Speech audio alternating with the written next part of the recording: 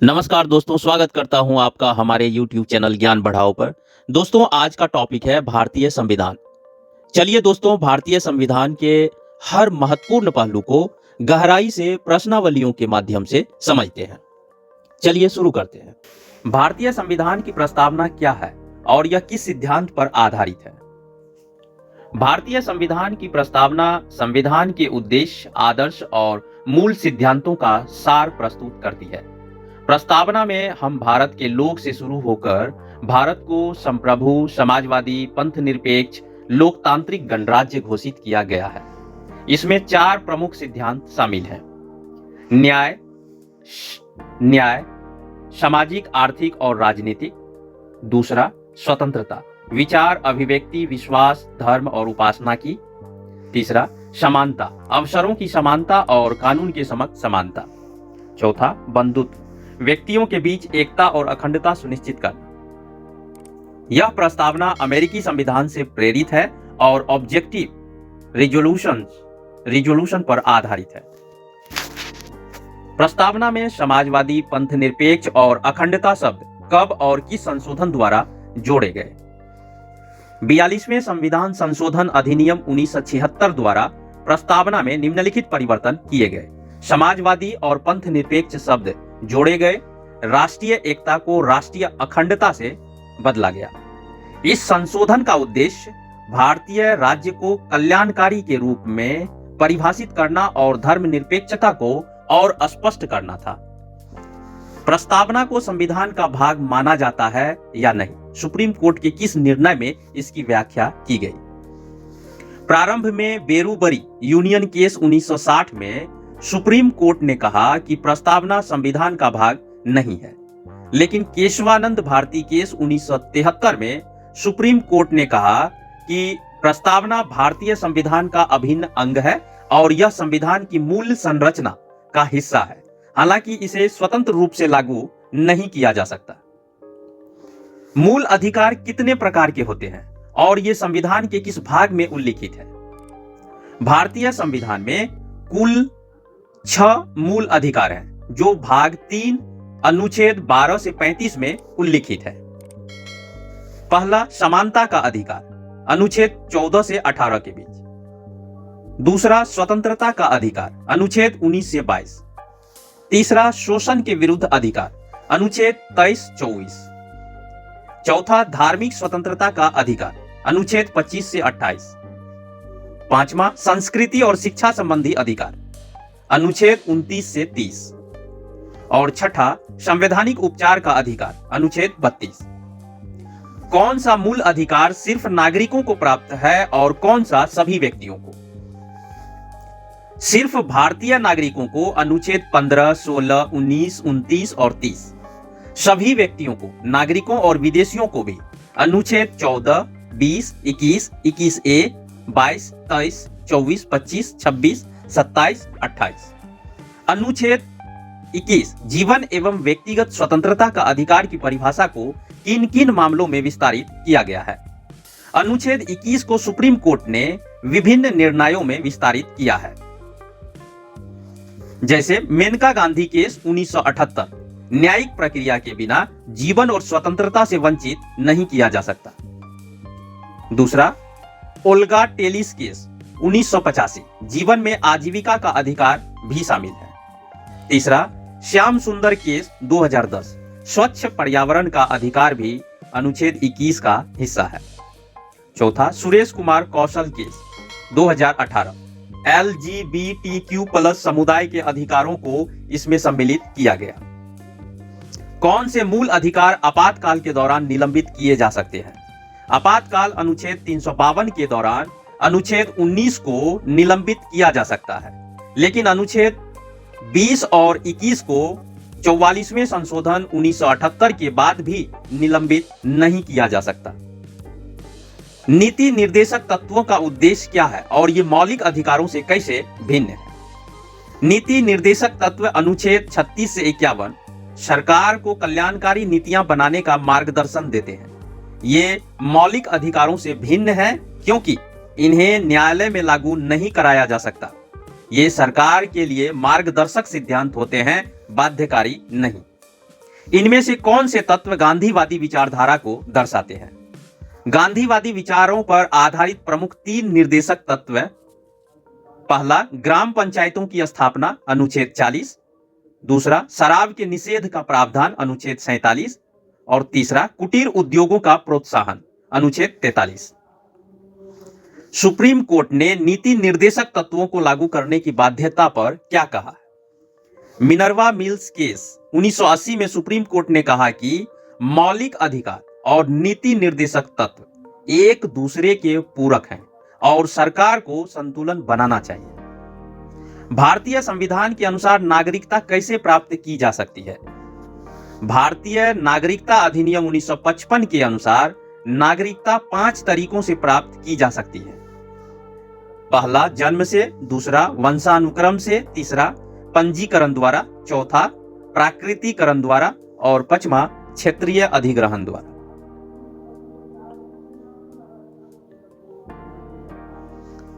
भारतीय संसद के कितने सदन हैं और उनकी संरचना कैसी है? भारतीय संसद द्विसदनीय है, जिसमें 2 सदन होते हैं। लोकसभा, निचला सदन, हाउस ऑफ द पीपल। कुल सदस्य 545, वर्तमान में 543, निर्वाचित प्लस 2 नामित एंग्लो इंडियन यदि आवश्यक हो। सदस्य चुने जाते हैं प्रत्यक्ष चुनाव द्वारा। कार्यकाल 5 वर्ष। विशेष अधिकार, मनी बिल लोकसभा में ही पेश किया जाता है। प्रधानमंत्री का चयन लोकसभा के बहुमत दल से होता है। राज्यसभा, ऊपरी सदन, काउंसिल ऑफ स्टेट्स। कुल सदस्य 250, वर्तमान में 245, 233 निर्वाचित प्लस 12 नामित। सदस्य चुने जाते हैं विधानसभाओं द्वारा अप्रत्यक्ष चुनाव। कार्यकाल, अस्थायी सदन, 1/3 सदस्य हर 2 वर्ष में सेवानिवृत्त होते हैं।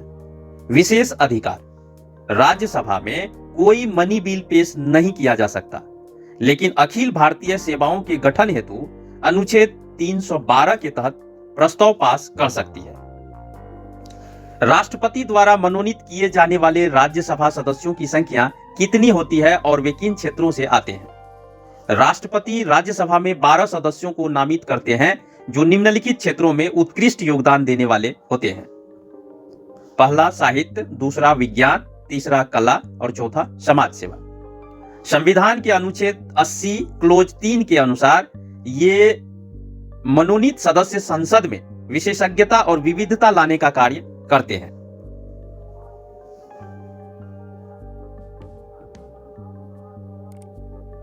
राष्ट्रपति के निर्वाचन की प्रक्रिया क्या है? राष्ट्रपति का चुनाव अनुपातिक प्रतिनिधित्व प्रणाली द्वारा होता है। इसमें एकल संक्रमणीय मत पद्धति अपनाई जाती है। निर्वाचन मंडल में शामिल होते हैं लोकसभा और राज्यसभा के निर्वाचित सदस्य, राज्य विधानसभाओं के निर्वाचित सदस्य, केंद्र शासित प्रदेशों दिल्ली और पुदुचेरी की विधानसभाओं के निर्वाचित सदस्य। राष्ट्रपति चुनाव में समानुपातिक मतदान पद्धति का प्रयोग होता है, जिसमें प्रत्येक वोट का वजन अलग अलग होता है। अनुच्छेद 356 राष्ट्रपति शासन का उपयोग किन स्थितियों में किया जा सकता है? राष्ट्रपति शासन तब लगाया जाता है जब किसी राज्य में संवैधानिक तंत्र विफल हो जाता है। अनुच्छेद 356 के तहत राष्ट्रपति को यह अधिकार प्राप्त है। लागू करने की परिस्थितियां, जब राज्य का गवर्नर राष्ट्रपति को रिपोर्ट भेजे कि राज्य सरकार संविधान के अनुसार कार्य नहीं कर रही है, जब राज्य विधानसभा में बहुमत सिद्ध न हो, जब संविधान के प्रावधानों का स्पष्ट उल्लंघन हो। प्रभाव, राज्य का मुख्यमंत्री व मंत्रिपरिषद हटा दिए जाते हैं। राज्य विधानसभा निलंबित, सस्पेंडेड या भंग की जा सकती है। केंद्र सरकार राज्य के प्रशासन को सीधे नियंत्रित करती है। राष्ट्रपति को दिए गए वीटो पावर के कितने प्रकार हैं और उनका प्रयोग कैसे किया जाता है? राष्ट्रपति को 3 प्रकार के वीटो अधिकार प्राप्त है। पूर्ण वीटो, राष्ट्रपति विधेयक को पूरी तरह अस्वीकार कर सकते हैं। निलंबनात्मक वीटो, राष्ट्रपति विधेयक को पुनर्विचार के लिए वापस भेज सकते हैं। जैव वीटो, राष्ट्रपति विधेयक पर अनिश्चित काल तक कोई निर्णय नहीं लेते। सुप्रीम कोर्ट और हाई कोर्ट के न्यायाधीशों की नियुक्ति कैसे होती है? सुप्रीम कोर्ट के न्यायाधीशों की नियुक्ति राष्ट्रपति द्वारा की जाती है। हाई कोर्ट के न्यायाधीशों की नियुक्ति राष्ट्रपति, राज्यपाल और सुप्रीम कोर्ट के मुख्य न्यायाधीश की सलाह से करते हैं। कोलेजियम सिस्टम के तहत सुप्रीम कोर्ट के मुख्य न्यायाधीश और 4 वरिष्ठतम न्यायाधीशों की सिफारिश पर नियुक्तियां होती हैं। अनुच्छेद 141 क्या कहता है और इसका न्यायिक फैसलों पर क्या प्रभाव है? अनुच्छेद 141 के अनुसार सुप्रीम कोर्ट के निर्णय पूरे भारत में बाध्यकारी होते हैं और सभी निचली अदालतों को इन्हें मानना अनिवार्य होता है। PIL जनहित याचिका क्या होती है और यह किस अनुच्छेद के अंतर्गत दायर की जाती है? जनहित याचिका, पब्लिक इंटरेस्ट लिटिगेशन, PIL वह प्रक्रिया है जिसमें कोई भी नागरिक बिना किसी व्यक्तिगत स्वार्थ के सार्वजनिक हित से जुड़े मामलों के लिए न्यायालय में याचिका दायर कर सकता है। PIL अनुच्छेद 32 और 226 के तहत दायर की जाती है। सुप्रीम कोर्ट और हाई कोर्ट को इसका अधिकार प्राप्त है। यह गरीबों, शोषितों और पर्यावरण संरक्षण से जुड़े मुद्दों पर दायर की जाती है।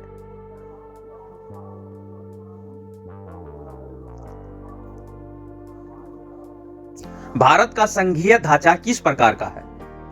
भारत को एक संघीय गणराज्य कहा जाता है, लेकिन यह पारंपरिक संघीय देशों जैसे अमेरिका से भिन्न है। संविधान का अनुच्छेद 1 भारत को राज्यों का संघ, यूनियन ऑफ स्टेट्स कहता है, जिसका अर्थ यह है कि केंद्र सरकार के पास अधिक शक्तियां होती हैं।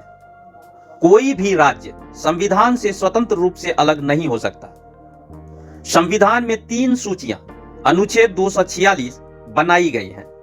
संघ सूची, यूनियन लिस्ट, केंद्र सरकार के अधिकार 97 सब्जेक्ट 97 विषय, राज्य सूची स्टेट लिस्ट, राज्य सरकारों के अधिकार 66 विषय, समवर्ती सूची कनकरेंट लिस्ट, दोनों सरकारों के अधिकार 47 विषय।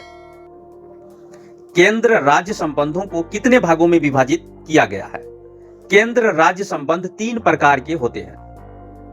विधायी संबंध अनुच्छेद 245 से 255, कार्यकारी संबंध अनुच्छेद 256 से 263, वित्तीय संबंध अनुच्छेद 268 से 293। भारतीय संविधान में कितने प्रकार के आपातकाल का प्रावधान है?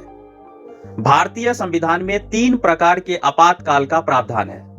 राष्ट्रीय आपातकाल अनुच्छेद 352, जब देश की सुरक्षा खतरे में हो, युद्ध, बाहरी आक्रमण या सशस्त्र विद्रोह। संसद की मंजूरी के बिना अधिकतम 1 माह लागू रह सकता है। लागू करने पर संघीय संरचना कमजोर हो जाती है और केंद्र सरकार को अधिक शक्तियां मिल जाती हैं। राज्य आपातकाल अनुच्छेद 356, जब किसी राज्य में संवैधानिक तंत्र विफल हो जाए, अधिकतम 3 साल तक लागू रह सकता है संसद की मंजूरी से।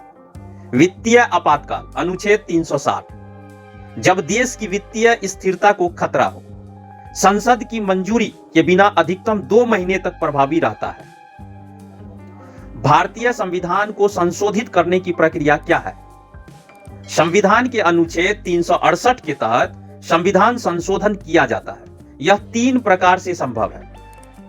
साधारण बहुमत, सामान्य कानून की तरह संशोधन। विशेष बहुमत, संसद के दोनों सदनों में 2/3 बहुमत आवश्यक। विशेष बहुमत प्लस राज्यों की सहमति, संघीय ढांचे से जुड़े संशोधनों के लिए आवश्यक।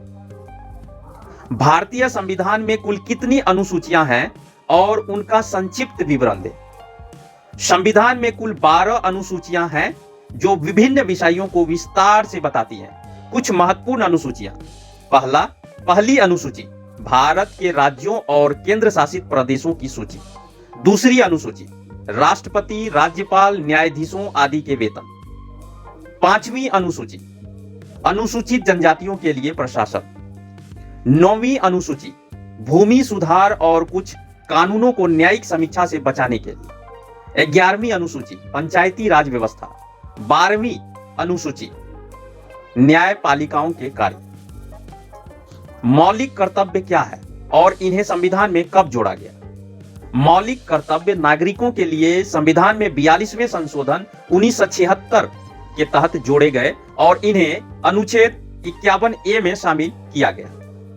कुल 11 मौलिक कर्तव्य हैं, जिनमें से कुछ प्रमुख हैं। राष्ट्रगान और राष्ट्रीय ध्वज का सम्मान, संविधान का पालन करना, वैज्ञानिक सोच और मानवता की भावना विकसित करना, सार्वजनिक संपत्ति की रक्षा करना। भारत की चुनाव प्रणाली किस आधार पर कार्य करती है? भारत में प्रतिनिधि लोकतंत्र है और चुनाव निम्नलिखित प्रणाली के आधार पर होते हैं। लोकसभा चुनाव, प्रत्यक्ष चुनाव, प्रथम आगत प्रथम सेवा FPTP प्रणाली। राज्यसभा चुनाव, अप्रत्यक्ष चुनाव, एकल संक्रमणीय मत प्रणाली। राष्ट्रपति चुनाव, अनुपातिक प्रतिनिधित्व प्रणाली। पंचायती राज प्रणाली को किस संशोधन द्वारा लागू किया गया? 73वें संविधान संशोधन 1992 द्वारा पंचायती राज को संवैधानिक दर्जा दिया गया। ग्राम पंचायत, मध्यवर्ती पंचायत, जिला पंचायत। नीति आयोग क्या है और इसे कब स्थापित किया गया? नीति आयोग भारत का प्रमुख नीति निर्माण संस्थान है, जिसे 2015 में योजना आयोग के स्थान पर बनाया गया। इसका उद्देश्य सतत और समावेशी विकास को बढ़ावा देना है। अध्यक्ष, प्रधानमंत्री, CEO और उपाध्यक्ष सरकार द्वारा नियुक्त किए जाते हैं। प्रेस की स्वतंत्रता अनुच्छेद 19 क्लोज 1 क्लोज A के तहत संरक्षित। क्वासी फेडरल सिस्टम भारत का संघीय ढांचा, लेकिन केंद्र को अधिक शक्तियां। राजभाषा हिंदी, अनुच्छेद 343, लेकिन अंग्रेजी का भी प्रयोग। सुप्रीम कोर्ट का मूल अधिकार संरक्षण, अनुच्छेद 32 के तहत। ट्राइबल समुदायों के अधिकार, 5वीं और 6ठी अनुसूची। उच्च न्यायालय, अनुच्छेद 214 से 231 के तहत। वोटिंग अधिकार, अनुच्छेद 326 के तहत 18 वर्ष से अधिक के नागरिकों को।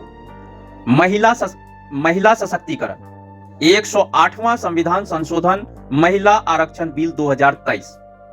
कराधान प्रणाली, टैक्सेशन सिस्टम, GST 101वां संशोधन। युवा नीति, नेशनल यूथ पॉलिसी, युवा विकास के लिए बनाई गई योजनाएं। जमीनी प्रशासन, पंचायती राज और नगर पालिकाएं। तो दोस्तों, ये थी भारतीय संविधान से जुड़े सभी महत्वपूर्ण प्रश्न जो हमने यहां पर डिस्कस किया। धन्यवाद दोस्तों।